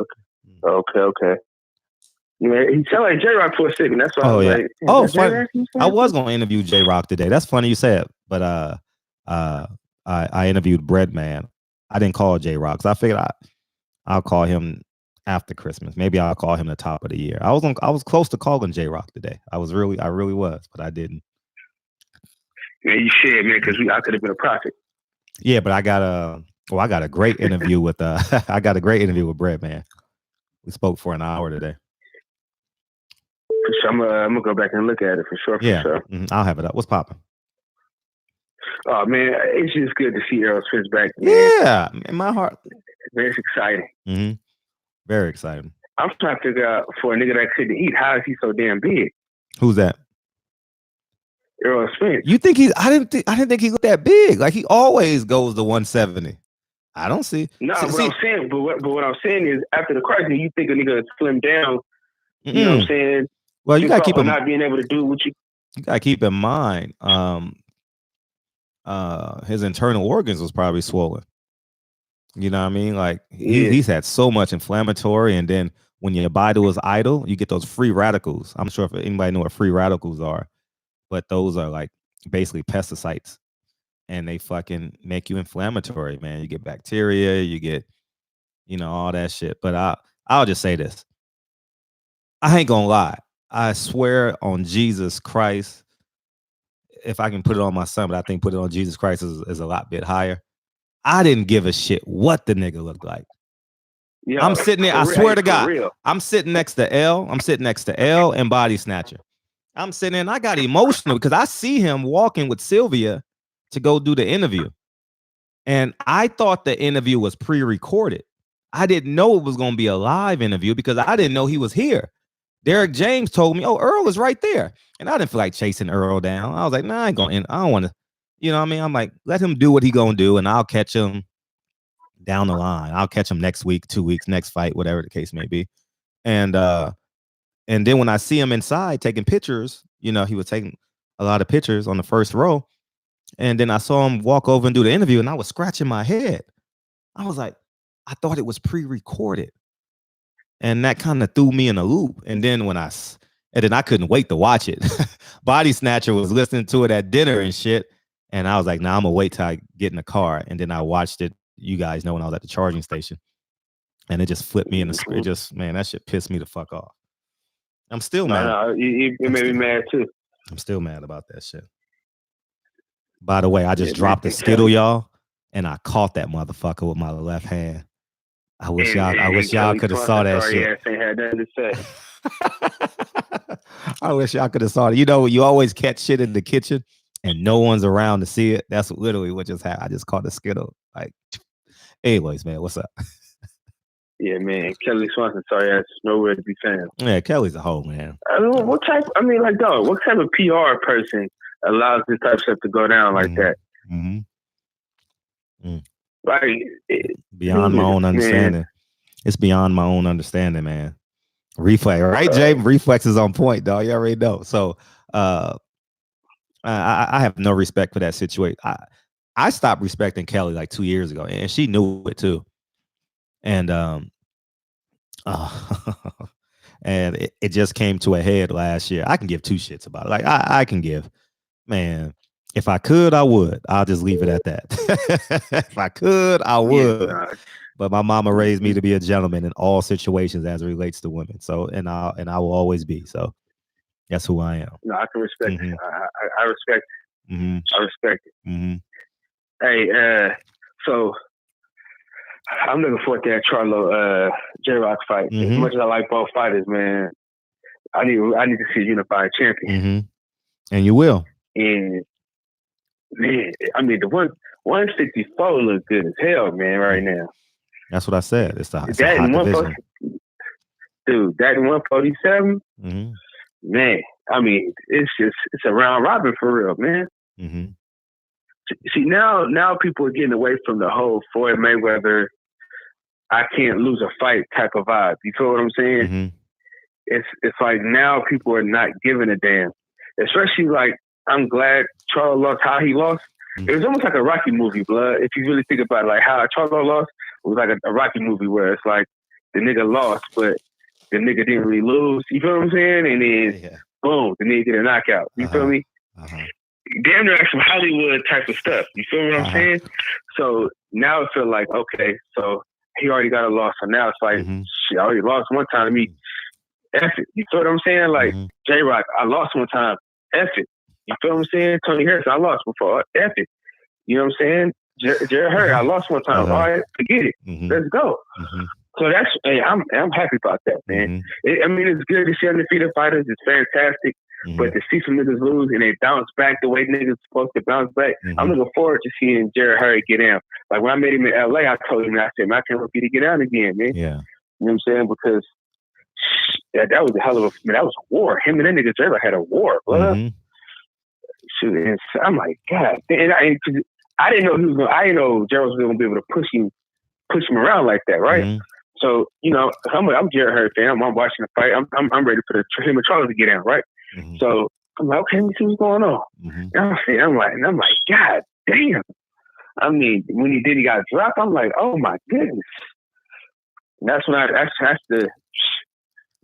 that's when I knew, like, okay, it's getting real out here. It's getting real out here in the field, boy. There should be some great fights in 2020. Hopefully they can get made. Because if so, we're gonna have a great time. 2020 is looking good. But you know how boxing do. They can F you over at all times. Oh yeah. But I'm hoping that they do what they're supposed to do, man. Because the fights are there for them to make. They just gotta make them. Yeah, no, you're right. So that interview you did with Jamal Charlo trainer, he said ain't no paperwork. See, they notorious. See, that's the one thing about the matchroom niggas, man. They notorious for saying, "Oh, we gave a nigga this, or did a nigga that, or we did this or did that," and they haven't done anything. Yep. Oh, they the king of smoke and mirrors. Eddie's the big promoter. Eddie's the major promoter, the biggest promoter in the world. You know what I mean? Like that's all he does. Man, I'm telling you, the old school saying, "Wolf tickets," nigga, he got them all, nigga. He got a whole arena full of those tickets. But I want to see that fight happen. I want to see that fight happen. Because he ducked the little brother, so I want to see him fight the big brother. I just don't see nobody being able to stop Jamal Charlo at 160. I just don't see it. It's funny. How do you feel? You just reminded me of something. I'm supposed to go to Brandon Adams' gym tomorrow. Damn, I got to call him. Hey, he a hell of a fighter too. Yeah, that's what reminded me of. You just reminded me of. Yeah. I'm supposed to go to this gym tomorrow. Shit. Let me call. I would love to see him at 154. I told him that. Look like at 154. He'll be a world champion at 154. I have no doubt in my mind he'll be a champion at 154. I'll be honest with you. He could be a champion at 160 if you don't fight Charlo. Good point. But he could be a champion at 154. He could. Yeah, I mean he could beat everybody else. And now, so with Laura not being with Ronnie Shields no more, right? That leaves the door wide open for him to fight Jamel, right? Jamel and Jamal. At some point, you know what I mean? Both of them. You know, because I believe that may be one of the reasons why he left. You know what I mean? Because you can't train. It's hard to train both of them. You know what I mean? And it ended up being good because Derek James, I think, may be trainer of the year. Manny Robles had a clear path. I think Derek James might be trainer of the year. Bo Mack too. Bo Mack got a chance too to be trainer of the year. You know what I mean? Because he got because Jamel Herring, Bud Crawford, Mighty Mo, and cruiserweight. You know, the guy. You know, was he a light heavyweight? Oh yeah. At 168. 168. Yeah, he's going down in weight. Yeah. So man. So he got some dogs, man. He got some dogs. Man, boxing's looking good, man. They could just do what they're supposed to do for us, bro. Yeah. You know what I'm saying? Like I said, man, boxing is like your cheating wife, man. You want her to, matter of fact, your crackhead wife. You just want her to do right, but she just keep going to the crack. You know what I'm saying? Oh man. You like, damn, this is our chance to be in love this time, and she leaves you for 7 days a week smoking crack. You're like, damn, I thought we had something. Yep. Facts. Because when it's good, it's good. You know what I'm saying? But when it's bad, it's bad. Life Jennings got a song about that. When it's good, it's good. When it's bad, it's bad. So Derrick James, he got Spence and Jamel. Who else do he have? That's it. He got some young. Is he got some? He got some young kids too. Oh, he got some younger fighters too, right? Yeah, yeah. Mm-hmm. Yeah, he got some young kids too. You know what I mean? Who do you give? Who do you give it to though? Because I mean, you got a unified champion, and then you got a champion that just got a belt back. It's either gonna be Bomac or Derrick James. Like for real. I mean, I'm just being honest. Like, oh man, Ring TV is aligned with the Zone. Everybody hates PBC. Bomac's gonna get it. Bomac's gonna get it. Yeah. Bomac's gonna get it, man. You know, but it's either the two, man. Bomac has had a hell of a year as a trainer. You know what I mean? I'm not gonna take what people have earned. Yeah. Mm-hmm. The PBC got to do their own award show. See, this is the thing. This is what I don't understand why niggas haven't done. Niggas don't be looking and paying attention. Mm-hmm. The PBC needs to have their own award show, bro. Like, they should have their own award show. They need to do it. And put it on Fox and air it on Fox. Every October, because they go dark in October. Mm-hmm. Bro, listen, man. We own the something. But, you know, these niggas, they're here. They'll do it. Mm-hmm. You know, they always listen to you anyway. Mm-hmm. They do. You know what I'm saying? But shoot, Fred, man, it's always good talking to you, my brother. Appreciate you. Keep doing what you're doing, man. We will. Listen. Can't stop, won't stop. My nigga. Niggas just don't understand, bro. That's all I'm going to say. Niggas just don't understand, bro. Uh-huh. They don't, man, they niggas don't understand, bro. That's all I'm gonna say, blood. You my nigga for life, man. I appreciate you. These niggas next, man. Right, I got you. Do what you do, bro. They suffocating right now. All right, peace. Hey, man. Hey, I just want to play this. I don't know why. I just want to hear it. Sick of these niggas. Sick of these niggas. Hey, I need help. Get rid of you niggas. I just want to play that shit, dog.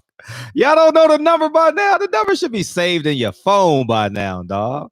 Number should be saved in your phone, man. Hey, man, I don't know the number. That's why nobody called. I just got the usual callers calling it. That's why. My bus. Well, here you go. Merry Christmas, motherfucker. Merry Christmas. Merry Christmas, man. Oh shit. Oh shit. Do I got something for you? I sell ice in the winter. I sell fire in hell. I am a hustler, baby. I sell what's up? Water to a well. What's popping? What's the word, Fred? I don't know, man. You call it. You got the best hand. What's up? I sounded like my uncle right there. I sounded like my uncle. I swear to God, I just did. You got the best hand. You call it. What's up, nigga? What's up? Mm-hmm. Yeah, man. I just want to. I want your opinion on something, man. Oh shit! What would you think? Fuck the hoe. Is... Fuck the hoe. I don't give a fuck. Condom or not, just put your dick in it. Is that the answer? Is that the answer? What's up? No, you already know, champ side. You already know what to do. Hold up. I sell ice in the winter. I sell water in hell. I am a hustler, baby. I sell water to a well. Nigga, that song got me out of so much shit. Dre will tell you. Dre will motherfucking tell you. Man, one day, Dre don't like being on this shit. Dre don't like going to fights. You know my phone is full of like celebrities and shit. Because when I used to train them and shit, she don't give a fuck about none of that shit. Hey, Deontay Wilder might come over for dinner. I don't give a fuck. It could be they eat the same shit we eat that night. Ain't nothing special. If we eating asparagus and corn, them niggas eating asparagus and corn. Dre don't. But let's play this shit one more time. I sell ice in the winter. I sell fire in hell. I am a hustler, baby. I sell water to a well. Anyways, man, what's pop? It's all you. We gonna start the call. What's up, TB? I just want your opinion, man. Like, who is your candidate for fight of the year? Fight of the year? No, I'm saying like fighters of the year. That's what I meant. Fighters of the year? Fighters of the shit. If Andy Ruiz would have lost a split decision, I would have gave it to him. At best, I mean, at worst, I mean, obviously Deontay Wilder, just because of how he won. J-Rock only fought once this year, man. If J-Rock just could have got in the ring at least one more time. If Caleb Plant would have fought in January instead of December, he would be right there. Oh, man. Fighter of the year. Tevin Farmer, he got 5 defenses. Oh man, fighter of the year. Help me out, y'all. Help me out. Fighter of the year. Errol, he's gonna get comeback fighter of the year next year. But he was favorites in both his fights. I'm gonna give it to Canelo. All right, let's start the call over. I send the winner. I sell hell. I am a hustler, baby. I sell water to a well. Hey, what's up, TB? We got TB on the line. What's up, man? How you feeling, dog? Really? Who he beat? Yeah, man. Who he beat? Who he fight and Bro, who he beat? He beat Danny Jacobs and damn. he beat Sergey Kovalev, bro. Let's start. Guess we got the call coming in. I sell ice in the winter. I sell fire in hell. I am a hustler, baby. Sell water to a well. Who you got fight of the year? Alright, fuck it, that one. I ain't gonna do this. Hell nah, he a cheater, dog. Hell nah, he a cheater. He a cheater, dog. I mean, maybe you give Jamel. He got his belt back. You know, Tony Harrison. No, but that was last December. Damn.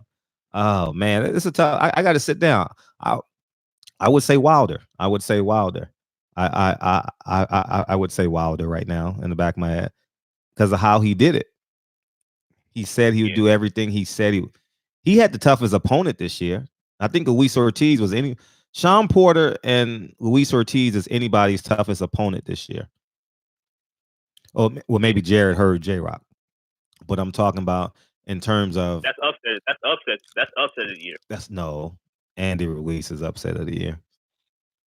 But that's performance of the year. Oh man. Oh. Yeah, man, you could pick either one. I'm satisfied with J-Rock being upset of the year for sure. For sure. Yeah. Deontay Wilder's fight of the year. Huh? Okay. No, I heard you say okay. So I want something. Okay, so I was watching Blue Blood Sports TV today, like just after you came on, and you was talking about how AJ wants to spar Tyson Fury, and he wants to talk, and he wants to spar Deontay Wilder. That shit made me laugh. I didn't watch it yet, but I saw the title. That shit made me laugh, man. That nigga's so corny. That nigga's so corny. Corny. He makes him sound weaker and weaker every time he speaks. That nigga from Chicago. I sell ice in the winter. I sell fire in hell. I am a hustler, baby. I sell water to a well. That nigga from Chi-Town, dog. Oh man, what's up, TV? Nah, he ain't from out here. He weak. Oh yeah, cause yeah, he probably getting pussy. Yeah, that's true. Hey. Oh my god, man, this is too funny, dog. You make me laugh, dog. Oh yeah, man. But, did I tell y'all last time I did get pussy? Oh shit. Wait. Time out. We're gonna set this up because this is gonna be its own video. So TB is gonna tell us what? What you gonna tell us, TB? You gonna tell? I'll tell y'all last time I did get some pussy. Okay. Well, we want to hear this shit. We definitely want to hear this shit. The floor is yours. All right. So like last year, shit, I went to like the girl. She hit me up like late night. Mm-hmm. So her people wasn't there. Shit. Why I went there. Shit. I drove there. Shit. So it was like she was babysitting like a kid. She was not her kid, like a sister and shit like that. So we had drove. So we was talking and shit like that. Make a little conversation, bro. We go in the room like a kid, like the kid and shit. She sleep. So like I was taking off my shoes and stuff like that. And as soon as I take off my shoes, bro, she already naked. I already suck my dick, all that. So I take off all my stuff and stuff too. So I was in my boxes and stuff, and what I'm saying, it kind of, I was on hard, so it kind of came out. And so without even asking none of that, bro, she gets to just flopping me off, sucking my dick, all that. Mm-hmm. So then we went. So then, what I'm saying, I was like, after you know what I'm saying, she slapped me off and shit, you know, I was trying to hit that shit from the back. I was going crazy, bro. That was the best shit that was the best dick I ever gave, bro. I was fucking her for like a whole hour, bro. Put her to sleep, all that, man. Mm-hmm. That's it? That's it. Oh. Yeah. You said a year. That nigga said last year. That nigga said, no, I got pussy. The last time I got some pussy, so last year, dog. You know what I mean? We don't believe you. We need more people. Hey, you already know, man. Hey, feel free to put your favorite J line in the chat, dog. Hey, oh man. I'm telling you, man. Any fight, I got you. I got you, dog. I'm telling you, we're gonna put a that's gonna be the funniest shit ever. We're gonna put a GoFundMe page for you, dog. We're gonna put a GoFundMe. How old was she? And what she look like? Oh, shit. She was like 20. I was like, yeah, so like 20 at the time, and shit. I was like 20. How much she weigh? I mean, she wasn't like fat, but she wasn't. The hoe was fat. Skinny, you know what I mean? The hoe was fat because when a nigga got a bad bitch, you know what he say? That hoe thick than a motherfucker. When she fat, you be like, well, you know, she wasn't, you know, she big bone. You know what I mean? She, you know, she ain't that fat. When a nigga got a thick bitch, every nigga know. Every nigga know. Cause you gonna say like, man, that hoe was so motherfucking thick, dog. My God. And the nigga like, tell me more. Yeah, definitely wasn't one of them. Hey, call her right now on 3-way. I don't know. I don't fuck with her no more, bro. So just call her anyway. Like, call her right now. Yeah, I don't think you have a number no more. Yeah, bro. you do. You gotta have the last girl you fucked number. Yeah, like some shit happened last summer, bro. Like I don't fuck with her no more, bro. Like why? What's this? She fucked your homie? No, it ain't even that. It's some whole it's some shit that we had going on. Like I don't even want to get to explain that shit. Okay, that's fine. That's a story for another day. But I'll be listening to that. Right, man. She weighed 213. How much she weigh? Okay, I stay around like 200. Okay, that's not bad, nigga. That's not bad. 200 ain't bad. 200 ain't bad. You all right? You good? You safe? You can wipe the sweat off your forehead, nigga. You was sweating like a motherfucker. No. I appreciate you, dog. All right, peace, kid. All right, man. TV, it never gets old with TV, man. TV always comes through with the stories, dog. I think it's his tone too, his voice or some shit. I don't know what it is, but he could be talking about two ants racing and shit. Hey, 241. Hey, this dude, Fred. Hey, you know when a nigga got a thick one. Oh shit. I got a show today. That's all I'm trying to do. Hustle and motivate. What's up, 702? What's up, Fred? What's how you feel? What's up, Fred? How you feel? It's good, man. It's me, Mr. LA. What's going on, man? What's your conversation tonight? Oh my God. Got planned? What? I don't What's know. Your boy got lined up? He's fighting Fury in your new hometown. Fury, wow. Okay. Come on, Fred. What do you mean? Come on, Fred. Yeah, what do you think this fight's gonna do? You know, his last one did 250. Come on. He'll double that, at least. That's nigga money, man. That's nigga money. What are you talking about? That's nigga money. Yeah. Stop saying that's nigga money. How much you make a year? What the fuck is that? Slave money? Okay. You ain't a shit. None of us are making that much money in one drop, nigga. Shit. Yeah, come on, man. Listen, you guys. I just cleaned 3 drains today, nigga. I had to do 3 drains today, nigga, on my knees, nigga, cleaning that motherfucker. Like shit, fuck. I had to take the P-trap off and shit, nigga. I was working today, nigga. Fuck you, be shit. Fred, listen, you guys are hypocritical. You talk about Canelo. Why you say you guys? Canelo, he minimum is gonna do 750. I mean, come on, man. You guys. Canelo don't do pay-per-view. You know that though, Canelo. Yeah, when he did, yeah, he would. He signed up with DAZN, his own. But I'm talking about back in the day. You guys used to talk about Canelo. Man, Canelo and Mayweather be pulling in numbers. Now, you guys, LWC, are just fine 2.5, or I think it was basically 2. It was a better part of 2. And now that's good, Fred? Come on. That's good. Yeah, and in this market, yeah. Absolutely, it's good. All right. Listen, I told you last time I called, I had a newfound respect for Wilder. I listened to the whole conversation after I got off the phone because you wouldn't put him on a 3-way. It's cool. Why would I put him on a 3-way with you? You a hater. Why would I do that? I got the relationship with Wilder, not you. Why would I put him on the phone with you? It's like I'm going over to a whole house and you gonna tell the hoe I just fucked another bitch yesterday. Why would I put her on the phone with you? Like, nigga, I'm leaving your ass 30 miles away. I'm about to go bust this hoe real quick. Nigga, fuck you mean? You ain't fucking shit up for me. Nothing. That's the whole thing. That's the whole thing with the LDBC. You guys orchestrate the whole scene. Nobody can ask Wilder questions. You got to tiptoe through the tulips. You got to walk on rice paper. You can't ask this. You can't ask that. You can't use the word duck in a sentence. So you guys got it all mapped out. Huh? So I tell you one thing. I know. What? Enough until the eye with the higher ups. Yeah, nigga. Yeah, nigga. That's on the Carter soundtrack, right? I mean, the Miss Carter's.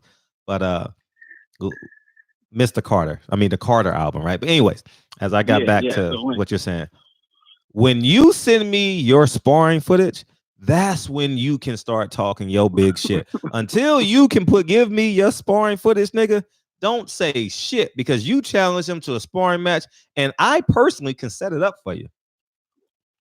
All right. We'll have to talk now, but I got a question. We got to talk chop. We got to talk the weekend. What's up with the fight? I mean, what fight? I looked at the fight. What fight? Charlo. Okay, great. I looked at the Charlo fight, and Charlo just did what he was supposed to do. He went in tight. He was tense as usual, and Tony was in his head. But he came out, and everybody's like, Charlo. He did what he was supposed to do in the first fight. He gets no credit for that. Who gets no credit? And Charlo, he gets no credit. He should have did that in the first fight. He gets credit for that shit. Tony Harrison was a grade A boxer. Last fight and this fight. I'm just saying, though, but he was expected to win. He was supposed to be the lion in the first fight, and he couldn't do it. He won the second time. I'm starting to believe Tank, that they might be doing a little too much white girl, man. Who? Because you don't go from the Charlo, because you don't go from where they used to be to where they are now. Because right now they're lackluster to me. But before, like a year or two ago, they were on fire. But that's what that white girl do to you. You know what I mean? Who's on the white girl? Who you say is on the white girl? That's what Tank said about them about a year or two ago. He said they must be on coke. He said they like that shit. He said they offered it to him and all this bullshit. What are you talking about? Oh man, I don't know about that shit. I'm not getting into that. I don't know nothing about that. That's circumstantial shit that I can't never prove. So I would say no, they're not. Sense, though. Why would it make sense? You just be you just be on some bullshit. You just be on some fraggle bullshit, man. You better go watch the motherfucking Gremlins or some shit. What was that show? You just be on some bullshit, man. I appreciate you calling in, though, man. It's good to talk to you, man. So what's going on with you, man? What's up? Everything is going on. I have no credentials. Everything is. It's all bad. It's all downhill from here, motherfucker. You know what I mean? Me and Prince about to be next door neighbors. You gotta keep your head up. Hey, yeah. Speaking of that shit, me and Tupac might be next door neighbors. I keep this shit up. Shit. There you go, man. Just keep your head up, bro. All right, man. Send me this. Remember Sound of Blackness, Optimistic? Yeah, nobody stop you. Send me your sparring footage. How about we do that? All right, man. Will you stay up, bro? All right. Get some more callers. All right, appreciate you. All right, peace. All right. Hey, y'all, let me tell y'all something. He just don't talk to nobody all day. That's all. This is pure, unadulterated entertainment for this nigga. I got a show today. That's all I'm trying to do. Hustle and motivate. What up? What up, OG? How you feel? Man, what's up, Fred? Man, this Carla is the true example of someone who can screw the top of their head off and they pour bleach in it. Mm-hmm. This fool hate everything that's black, and the reason why you hear this, these are the type of fools who females don't fuck with. They become angry at everything in the world. If cats ain't getting no pussy, those are some of the most dangerous cats that you can never see in this world. Damn, TB. And that's the problem with cats like that. TB cool. TB is the exception. He's the outlier. Yeah, TB cool because he ain't starting none of that hate stuff. But this sucker who just called, he bleaches his brain. He think his skin is a sin, and he hates on folks because he hates on black folks that are out here getting it, who women are attracted to. He can't get none. So dudes who are getting pussy, he feels that that's the threat. It makes it harder for him to get some. He ain't got no game. He can't speak to a woman, so therefore he becomes this angry, conniving clown. Man, everything this dude calls about is on some clown cool shit. It's crazy the existence of these fools, and man, this fool, I don't know. I ain't gonna get tripped up about him, but I can't stand when I hear a bleach brain coon just come on here with just straight directed hate, man. This fool's I hate that clown shit, man. But that's really all I want to call about, man. I can't stand. Yeah. The other thing with Errol, man, it's great seeing him back in the gym, man. All these black guys, man. All these black guys, and even with the I'll touch on that Floyd not promoting Tank, man. I'm disappointed in that. We didn't even talk about that shit yet. Damn, we only got 19. Fuck, this show went by fast. Y'all niggas are becoming I got 400 brothers in this motherfucker, man. What's up? Yo, go ahead, man. It's 10:40. Yeah. I just realized it. Damn. But yeah, with Floyd not promoting these cats, man, it just really opens the eye to what kind of clown and how ass backwards, man. It's crazy when you get so many of these fighters who achieve to where they can have a legendary status and be ambassadors and a great voice for pushing the sport forward. And they do none of that shit. And this is why they become irrelevant in the sport. No one's gonna give a shit about them. And it's the reason why fighters have to be, fighters have to be promoters of themselves. That shit, what Harrison did was self-promotion, because Harrison went from being really kind of known but not really spotlighted. With him promoting this fight, self-promotion, when you afforded the opportunity to being under, platforms such as a Fox and them having this reach and him really doing things that is, fight worthy, generating and talking up a fight, with the back and forth shit talking he's doing with Charlo. These other fighters got to get forward, because you're not getting no promotional push from any of these effing clowns out here, man. And it's time to kick fools like Floyd to the side, man. And this is the reason why talented fighters will never sign to this fool. Stay far away from this clown. But that's really all I got, man. This fool's a goddamn punk, man. Floyd, he's inside the ring, is one of my favorite fighters, but outside this shit, he's a damn clown, man. But that's all I call. I'm gonna move over so other people can call. Appreciate you, dog. Yes, indeed. I just dropped the skittle, man. Fuck. I got a show today. It's all I'm trying to do. Hustle and motivate. What to do, 682? What's going on, Fred? What's going on, baby? Man, I'm so frustrated with Andy Ruiz still. You are. That. I still am. You have every right to be. I still got to. I called in to talk my shit, so I'm gonna let that go. But it's all right, right? Shoot that.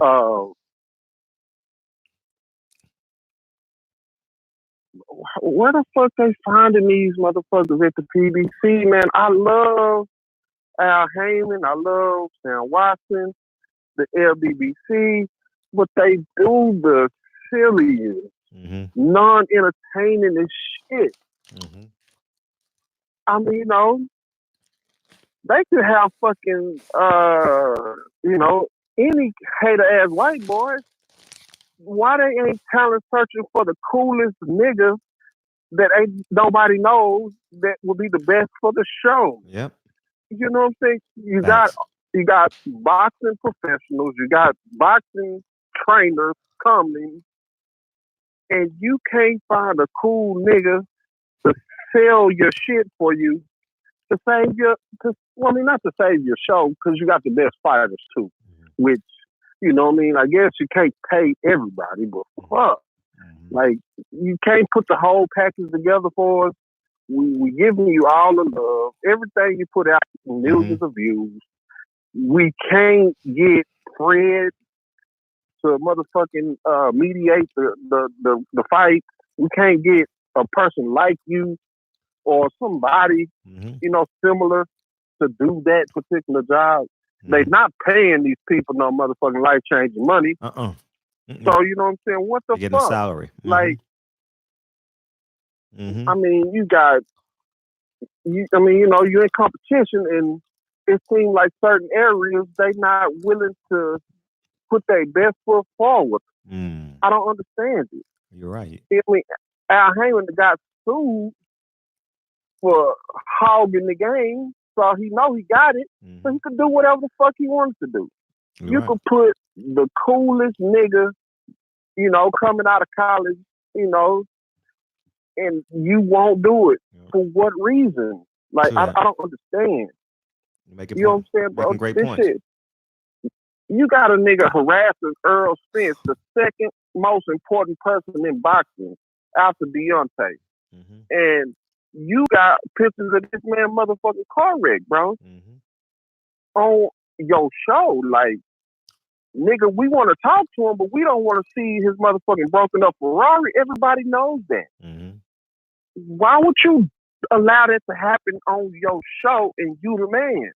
And I'm talking about Al Heyman, because don't nothing happen, I believe, without his approval. So why would you allow that to happen as a businessman? You know what I'm saying? How is that going to sell more? How are you going to get more views showing that? You know what I'm saying? Like, you got fucking Bob Errol shitting on everything you do. You got motherfuckers tag teaming to try to get you. You know what? So why wouldn't you try to sell it to the highest, you know, the highest capacity? Because it ain't hard to do. You know what? It just hit me. Al Heyman may have sold PBC to Fox. Think about that for a second. He might have sold a percentage of it to Fox. You talking, because I don't talk to people much about this situation. You talking got my wheels spinning. He might have sold a piece of that. He might have sold, because the reason why I say that is they were in control of the Errol situation. You understand what I'm saying? Like, so they ordered the gag order, you saying? Or no, you know what I mean? No, what I'm saying is, because naturally, think about this for a second.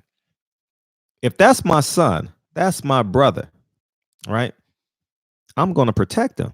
And I believe Al is a protector. I believe him because of Daniel Jacobs, because of my relationship with Sam Watson. Al is a endearing man. I get that from every person that I've ever spoken to about Al. I swear to God, from Richard Schaefer all the way down to Daniel Jacobs when he had cancer. If Al Heyman was in position to do it, he would have had say so in the presentation of Errol Spence. I wouldn't. Go ahead. No, but he was not in charge of the presentation of Errol Spence. Al may just be in charge of, he may just be the middleman. You know, because remember, PBC is a platform. It's not a promotional company. Or he may have leased it to him for 5 years without the control of the production. You understand what I'm saying? Like, he doesn't have last right of approval. Yeah. Because think about this. You know, think about this. No, wait. Why would Brian Kenny get hired on a PBC show? People at Fox made that decision. Al Heyman would not make that decision to hire Brian Kenny. He won't do it. He won't do it. The Al Heyman that I know or that I heard that I know of, you know what I mean? Legend has it that I met him before, right? He would not hire Brian Kenny based off how his relationship is with Floyd Mayweather. Think about that for a second. You know, and that's when his name first got put into the PBC mix, I was like, how in the fuck that's gonna work? And Floyd is a part of the PBC, where he actually helped create the motherfucker. But you know, I thought about that a lot. But fuck, man, we getting somewhere now. You know, but we getting somewhere. Yeah, you know what I mean. You know what? And two, I don't see how that helps sell nothing. Though. You see what I'm saying? Even for Fox itself, how do they, or is they just, you know, because you know, stating the obvious sometimes. Oh man, this shit is coming together now, dog. Listen, I did a video. I'm glad we got 10 minutes, dog. Listen, I'm probably not gonna get to the roll call because this shit is. Listen to this. Fasten y'all motherfucking seatbelts, y'all. Listen, I did a video yesterday about how I believe Pete Fox did that to Errol to lessen his value, right? I don't know what Errol pay-per-view numbers were. It's pretty expensive to put on an Errol Spence fight, an Errol Spence event. You understand? They got to do the fight camp, PBC face-to-face. They got to do a 2 or 3 city press tour. Brian Kenny was hired by Fox, right? Brian Kenny was brought in to minimize the product, to lower the pay rates of these athletes as a whole. Because guess what? PBC is leased to Fox. Follow me, man. Follow me. They have to renegotiate the contract of each fighter. Or that too, but the whole entire PBC. Because remember they say they signed a 4-year, $64 million deal? The same thing Bob Arum does with Andy Ruiz and Mikey Garcia. Oh, you only got 1 fight left on your deal? Then go sit your ass down somewhere till you agree to these new terms. You get what I'm saying? Y'all following me now? Are y'all following me in the chat? Do you follow me? That's a hell of a point. That's a hell of a point. And the contract, they're going into their third year. Yeah, they're going into their third year right now because last year was the first year. No, they're going into their second year. I apologize. Because the Charlos opened it up, right? They're going into their second year. And they want the numbers to do great, but they believe they have a built-in audience. They don't have a 20-year contract with them. Not like, you know how like Fox and ESPN, they do like 20-year deals and shit like that for the network deal and all that. They don't have that with PBC. You know, it's this is interesting, dog. This is really and this ain't no conspiracy theory. But, this is real. You know, but my only question is, what event have they put on that lost money? Or is it just that they want to make more money? You know what I'm saying? Because even the Fox may not be in the business of making money right now. They may be in the business of owning it. You understand what I'm saying? Like, yeah, but why wouldn't you want to pay the content creators? No, you're missing it. You're missing it. They either PBC either leased PBC either leased their platform to Fox or they sold it to Fox. Because Fox is making too many decisions. I'm going to give you another great example. Their production. I can tell that their production is not the same as Showtime. Now I know it may be a little bit different networks, different style, but they don't have any. PBC doesn't have any say so on how Fox does the presentation of it. Because why is Brian Campbell the moderator for the face-off? You understand what I'm saying? Okay. Why don't Andre Berto have a job for PBC? Remember, Andre Berto was Floyd's last fight. And yet Andre Berto can't get a commentating job. When you look at the commentators, you got Joe Goosen, Lennox Lewis. Where's Lennox Lewis from? HBO. Lennox Lewis is not a PBC guy. And you got Marv Albert, not Marv, it was that Kenny Albert, the other guy that does football, and you got Brian Kenny. I don't know where the other two left off. I haven't seen them recently. But why isn't it PBC talented? You look at Fox, you look at ESPN, it's top ranked heavy. It's top ranked heavy. You got Ward and Bradley. Yeah. Dude, we just, oh man, I appreciate you calling in, man. We just motherfucking, wow, we just figured this shit out. You know what I mean? Man, before I get off the phone with you, before the year is over, you give us a year-end review show. Maybe next week. Yeah, for sure. Maybe Sunday or Monday. Give us a year-end review as far as not giving us all your inside nuggets, but explain some of these storylines that we got in 19. I'll be glad to do it. Get a better picture. I'll be glad to do it. And also, you never did the second part of what you did. The WB, not the WBC, but boxing versus Al Heyman. You gave us the one part, and you said it could have been 40 minutes, but you only gave us 20, and I've been looking for that.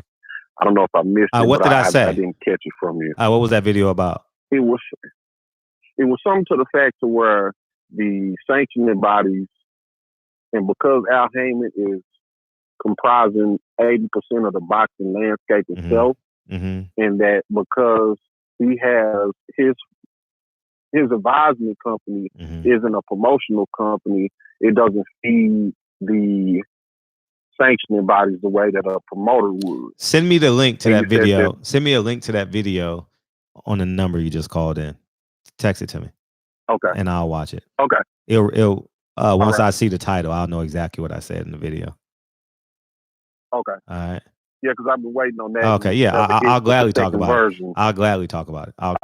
I appreciate you calling. Oh, likewise, King. Thank you, man. All that. Are you gonna do your shows these next couple of days? Well, I travel Wednesday night. I'm just gonna go live from the airport for y'all niggas on Christmas night, like I did last time. Hopefully we can catch another one. Yeah, I know what I mean. And then Thursday, it's midnight. I should be in my room, so we'll be good. I should be able to go live. Okay. Midnight. Yeah, I should. Oh shit, nah. So I'm gonna be at the strip club, nigga. I might be at the. Nah, nigga. I don't know. Y'all already know. I'm eating some hot wings Thursday night. You gotta go live at the strip club, baby. You can't see this after the whole story, baby. I'm trying to see this. Nigga. I ain't Nigga. Every time I go through Atlanta, I'm just going through the airport. Go fry a bologna sandwich, nigga. Go fry a bologna sandwich. Set your ass up. Go live at the strip club, nigga. If I'm not incriminating myself, I'm incriminating another nigga. You know what I mean? I'm a real one, nigga. I ain't about that. You know what, you right. I didn't think about it like that. I'm always thinking ahead, nigga. Always thinking ahead, nigga. I appreciate you, dog. All right, man. God bless you. Right. All the time, all the time, kid. Hey, I got a favor from y'all, man. I got a favor. Oh shit. Hopefully I make it in time. Come on. The real Marlo, right? Oh man, come on. The real Marlo is about to have brain surgery. He's getting a tumor, man. Here's the video. Shit inspired the shit on me. Oh man. Inspired the shot of me. Go to his page. I just put the link in. Go follow him, put him in the page, and go send him well wishes, man. Go send him well wishes. I I think it's important that we do that. So go ahead, say what's up. I just watched his channel. He got the best Errol Spence, Sean Porter videos leading up to that fight. That nigga was funny as hell. I love y'all motherfuckers, dog. We got something to talk about tomorrow night. Man. I love all y'all niggas, man. Before YouTube kick us out.